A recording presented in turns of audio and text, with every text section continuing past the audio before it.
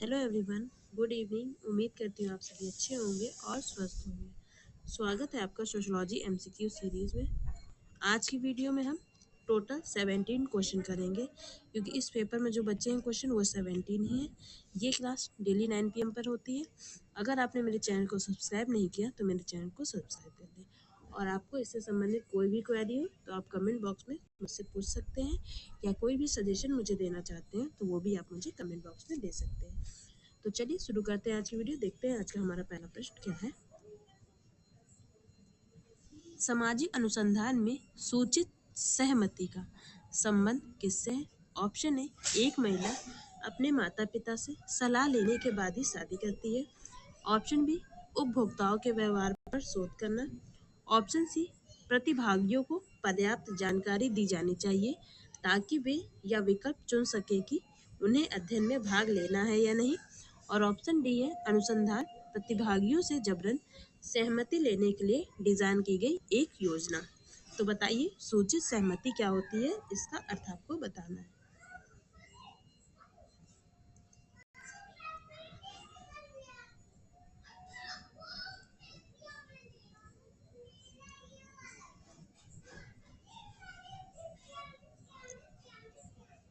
तो इसका जो सही आंसर वो है ऑप्शन सी, प्रतिभागियों को पर्याप्त जानकारी दी जानी चाहिए कि ताकि वे यह विकल्प चुन सके कि उन्हें अध्ययन में भाग लेना है या नहीं। ऑप्शन सी हमारा राइट आंसर होगा। नेक्स्ट क्वेश्चन देखिए। सामाजिक दूरी स्केल उत्तरदाताओं की गर्मजोशी, अंतरंगता और शत्रु की डिग्री को मापने के लिए एक स्केलिंग तकनीक किसके द्वारा डिजाइन की गई है? ऑप्शन ए, एंथोनी फोर्सी के द्वारा।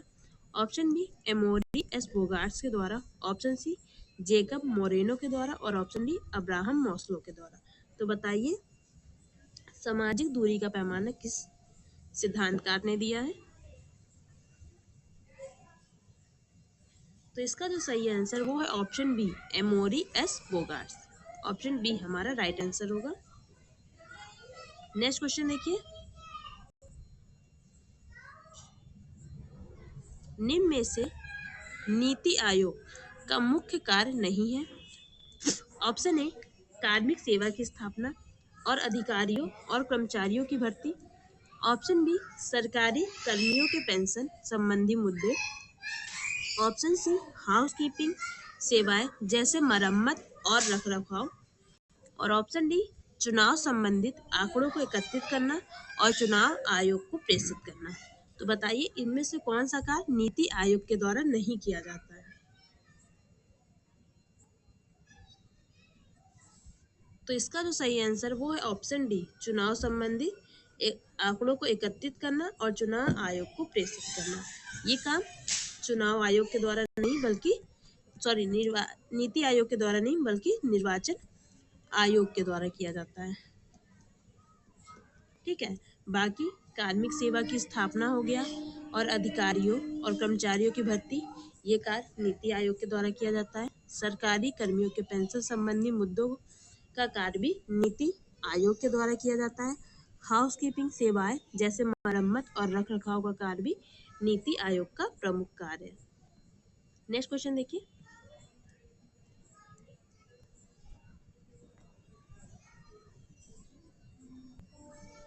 भारत में क्षेत्रीय असमानताओं को दूर करने वाली योजनाओं को प्राथमिकता प्रदान की जाती है। ऑप्शन ए, जिला नियोजन द्वारा। ऑप्शन बी, राष्ट्रीय नियोजन द्वारा। ऑप्शन सी, राज्य नियोजन द्वारा। और ऑप्शन डी, उपरोक्त सभी। तो बताइए भारत में क्षेत्रीय असमानताओं को दूर करने वाली योजनाओं को प्राथमिकता प्रदान की जाती है, कैसे? तो इसका जो सही आंसर है वो है ऑप्शन बी, राष्ट्रीय नियोजन द्वारा। ऑप्शन बी हमारा राइट आंसर होगा। नेक्स्ट क्वेश्चन देखिए। सोरोकिन और जिमरमैन के अनुसार ग्रामीण और शहरी क्षेत्रों के बीच कितने मानदंड भिन्न हैं? Option A 4, option B 6, option C 8 और ऑप्शन डी 10। तो बताइए कौन सा ऑप्शन सही होगा? तो इसका जो सही आंसर वो है ऑप्शन सी 8। ग्रामीण और क्षेत्रों के बीच कितने मानदंड सोरोकिन और रीमन मैन ने बताए हैं? तो 8 बताए हैं। Next question. सामूहिक सौदेबाजी का मुख्य उद्देश्य है। ऑप्शन ए वेतन और कामकाजी परिस्थितियों पर बातचीत करना। ऑप्शन बी प्रबंधन और कर्मचारियों के बीच विवादों को हल करना। ऑप्शन सी ए और बी दोनों और ऑप्शन डी उपयुक्त में से कोई नहीं। तो बताइए इस क्वेश्चन का क्या आंसर होगा। सामूहिक सौदेबाजी का मुख्य उद्देश्य क्या है? तो इसका जो सही आंसर वो है ऑप्शन सी ए और बी दोनों, वेतन और कामकाजी परिस्थितियों पर बातचीत करना और प्रबंध और कर्मचारियों के बीच विवादों को हल करना। ये किसका सामूहिक सौदेबाजी का मुख्य उद्देश्य है।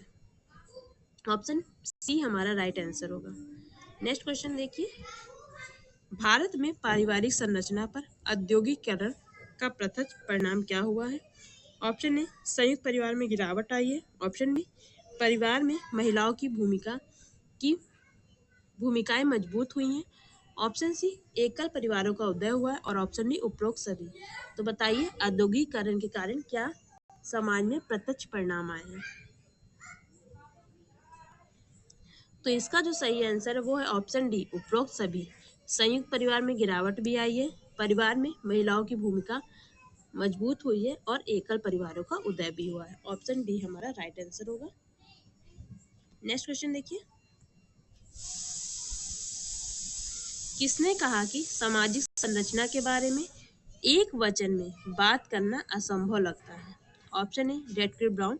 Option B SF Nadel. Option C RK Merton और ऑप्शन डी टालकट पार्सन। तो बताइए किसने कहा है सामाजिक संरचना के बारे में एक वचन में बात करना असंभव लगता है? तो इसका जो सही आंसर है वो है ऑप्शन बी SF नॉडेल का ये कथन है। ऑप्शन बी हमारा राइट आंसर होगा। नेक्स्ट क्वेश्चन देखिए। औद्योगिक सेटिंग में कौन सा गुणवत्ता चक्रों का मुख्य उद्देश्य नहीं है? ऑप्शन ए उत्पाद की गुणवत्ता में सुधार करना। ऑप्शन बी नए उत्पाद विकसित करना। ऑप्शन सी कार्यकर्ता भागीदारी बढ़ाना और ऑप्शन डी निरंतर सुधार की संस्कृति को बढ़ाना। तो बताइए औद्योगिक सेटिंग का निम्न में से क्या उद्देश्य नहीं है? तो इसका जो सही आंसर वो है ऑप्शन बी नए उत्पाद विकसित करना। औद्योगिक सेटिंग का उद्देश्य नहीं है बल्कि उत्पाद की गुणवत्ता में सुधार करना ये भी उद्देश्य है, कार्यकर्ता भागीदारी बढ़ाना ये भी उद्देश्य है और निरंतर सुधार की संस्कृति को बढ़ाना ये भी इसका उद्देश्य है। नेक्स्ट क्वेश्चन देखिए।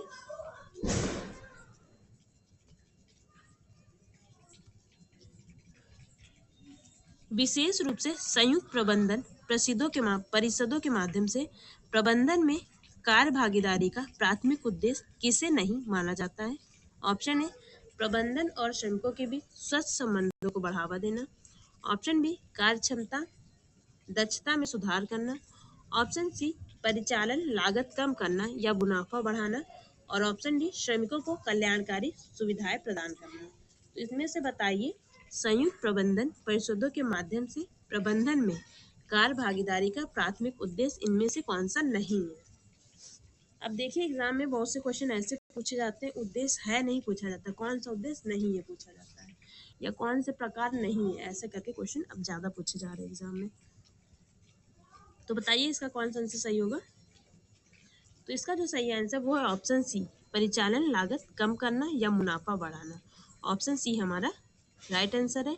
ये क्या है संयुक्त प्रबंधन का उद्देश्य नहीं है बल्कि प्रबंधन और श्रमिकों के बीच स्वस्थ संबंधों को बढ़ाना, कार्य दक्षता में सुधार करना और श्रमिकों को कल्याणकारी सुविधाएं प्रदान करना ये सब इसके उद्देश्य हैं। नेक्स्ट क्वेश्चन देखिए।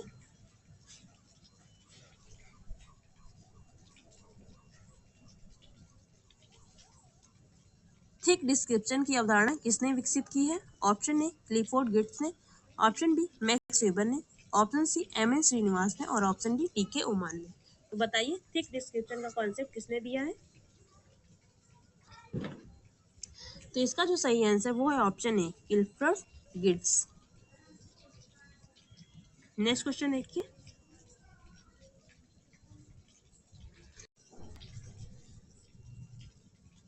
हिंदू विवाह अधिनियम 1955 का वर्ष का संशोधन आपसी सहमति से तलाक की अनुमति देता है, यह दिखाने के बाद कि पति और पत्नी 1 साल से अलग रह रहे थे, सुलह नहीं कर सके। तो बताइए हिंदू विवाह अधिनियम 1955 का कौन सा अधिनियम संशोधन हुआ था और किस वर्ष हुआ था? ऑप्शन ए 1961 में, ऑप्शन बी 1981 में, ऑप्शन सी 1976 में और ऑप्शन डी 1955 में। तो बताइए इसका क्या राइट आंसर होगा? तो इसका जो सही आंसर है वो है ऑप्शन सी 1976। नेक्स्ट क्वेश्चन देखिए,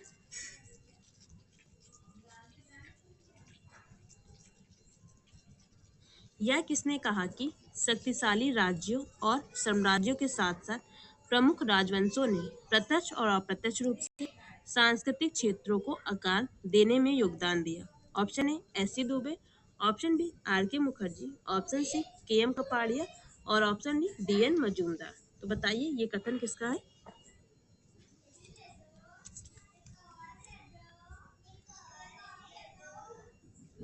तो इसका जो सही आंसर वो है option A S C Dube. Option A हमारा राइट आंसर होगा। नेक्स्ट क्वेश्चन देखिए, social change in modern India पुस्तक में आधुनिकता के बारे में अपने विचार किसने दिए हैं? ऑप्शन ए डॉक्टर राजकृष्ण ने, ऑप्शन बी डॉक्टर दुबे ने, ऑप्शन सी डॉक्टर निवास ने और ऑप्शन डी डॉक्टर देसाई ने। तो बताइए social change in modern India पुस्तक किसकी है?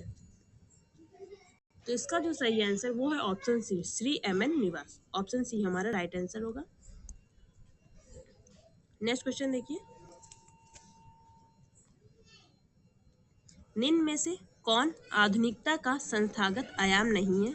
ऑप्शन ए निगरानी, ऑप्शन बी पूंजीवाद, ऑप्शन सी उद्योगवाद और ऑप्शन डी न्यायपालिका। तो इसमें से कौन सा है जो आधुनिकता का संस्थागत आयाम नहीं है? बताइए क्या राइट आंसर होगा? इसका जो सही आंसर वो है ऑप्शन डी न्यायपालिका। बाकी निगरानी, पूंजीवाद और उद्योगवाद की बात एंथोनी गिडेंस करते हैं। नेक्स्ट क्वेश्चन देखिए, भाषा विज्ञान के आधार पर मास का विश्लेषण किसने किया? ऑप्शन ए जे अलेक्जेंडर ने, ऑप्शन बी हेबरमास ने, ऑप्शन सी अल्थुजर ने और ऑप्शन डी देरिडा ने। तो बताइए इसका कौन सा आंसर सही होगा? भाषा विज्ञान के आधार पर मास का विश्लेषण किसने किया है? बताइए। इसका जो सही आंसर वो है ऑप्शन सी अल्थुजर। ऑप्शन सी हमारा राइट आंसर होगा। नेक्स्ट क्वेश्चन देखिए, the theory of social structure पुस्तक के लेखक कौन है? Option A Emile Durkheim, option B MacIver, option C S F Nadel और ऑप्शन डी आगस्ट कॉम। तो बताइए the theory of social structure book किसकी है? तो इसका जो सही आंसर वो है option C S F Nadel. Option C हमारा राइट आंसर होगा। नेक्स्ट क्वेश्चन और आज की वीडियो का लास्ट क्वेश्चन है, अच्छे से पढ़िएगा। मादक पदार्थों की रोकथाम के उपायों की 4 श्रेणियों में से प्रभावी 2 श्रेणियां आपको बतानी है, शैक्षणिक, प्रवर्तक, सुविधाजनक और दंडात्मक। ऑप्शन ए 1 और 2, ऑप्शन बी 1 और 4, ऑप्शन सी 2 और 3 और ऑप्शन डी 2 और 4। तो बताइए इसमें से कौन सा आंसर सही होगा? तो इसका जो सही आंसर वो है ऑप्शन डी 2 और 4, मतलब प्रवर्तक और दंडात्मक इसके सही आंसर होंगे। उम्मीद करती हूँ आपको वीडियो पसंद आई होगी। वीडियो देखने के लिए आपका बहुत बहुत धन्यवाद। आप कमेंट बॉक्स में बताइए मुझे आपके 17 में से कितने क्वेश्चन सही हुए हैं। मिलते हैं कल इसी टाइम पर। Bye bye, have a good night, take care.